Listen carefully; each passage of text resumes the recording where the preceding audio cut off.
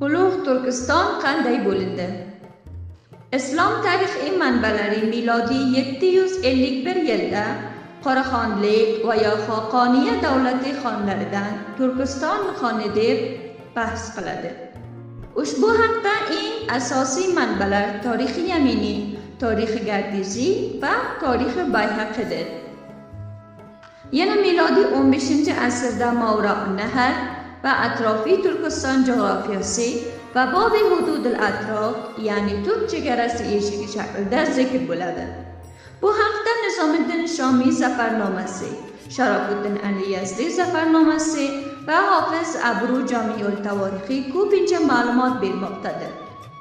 18-milodiy asrda Hindistonda Boburli davlati to'ntarilgandan keyin inglizlar ushbu jug'rofiyaga hokim bo'lgan.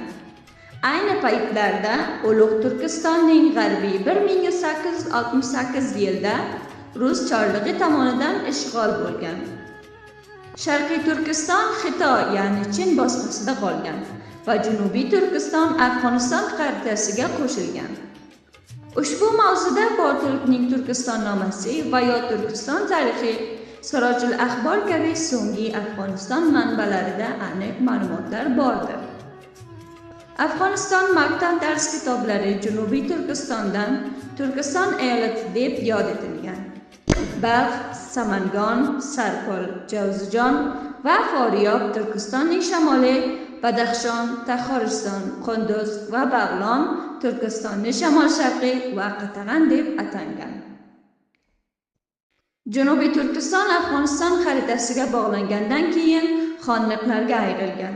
Ushbu xonliqlar Qunduz xonlig'i, Toshqirg'on xonlig'i va Maymana xonlig'i, ya'ni minboshilar bo'lib o'tgan. 20-asrda esa Turkiston va Turkiston xonliqlarining o'rnini Safodi shamoli olgan va Turkiston oti rasmiy manbalardan chiqarilgan.